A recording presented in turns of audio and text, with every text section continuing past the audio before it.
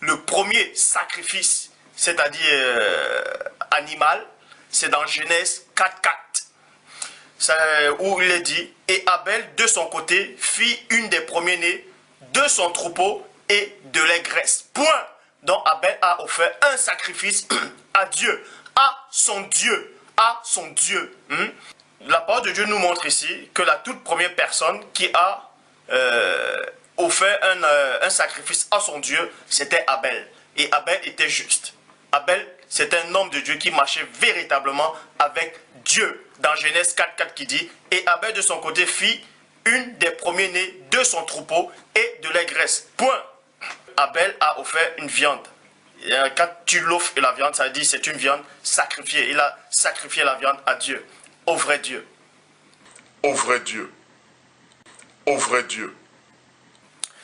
Et maintenant, la deuxième personne qui offre maintenant le deuxième sacrifice à Dieu, c'est dans Genèse 8.20 qui dit, Noé bâtit un autel à l'Éternel, il prit de tous les bêtes pures et de tous les oiseaux purs, et il offrit des holocaustes sur l'autel. Point. Donc Noé aussi a offert la viande à Dieu, donc il a sacrifié des viandes à Dieu. Donc Noé aussi a offert la viande à Dieu, donc il a sacrifié des viandes à Dieu.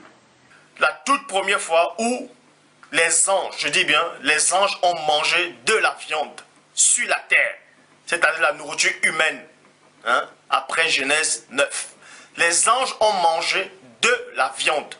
Dans Genèse 18, 7 à 8 qui dit, et Abraham courut à son troupeau, prit un veau tendre et bon, dont le veau était tendre, il était bon, et le donna à un serviteur qui se hâta de l'apprêter. Et il prit encore de la crème et du lait avec le veau qu'on avait apprêté, et il le mit devant eux. Point. Il se tient, c'est-à-dire il se tient lui-même à leur côté sous l'arbre. Point. Il y a plein de gens qui n'ont pas de connaissance, qui disent les anges ne peuvent pas manger la viande, ou bref, un truc comme ça.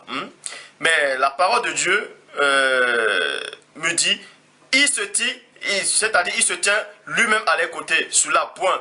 Et il, c'est pluriel.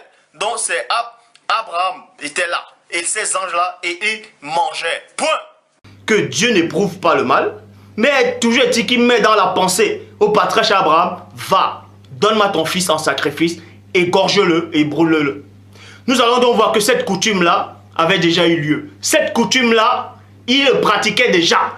Et c'était des sacrifices humains. Il sacrifiait déjà des humains. Il sacrifiait les fils, les filles. Mais ce n'était pas au nom du Dieu véritable. Par rapport même au sacrifice d'Isaac. Quand Dieu a dit, donne-moi ton fils, ton unique. Quand Dieu a dit, donne-moi ton fils, ton unique. C'était Dieu vous montrer ce qui devait se passer dans Jean 3. Dans Jean 3,16. Dieu a tant aimé le monde qu'il a donné son fils unique. C'est pour ça que Dieu dit, donne-moi ton fils, ton unique.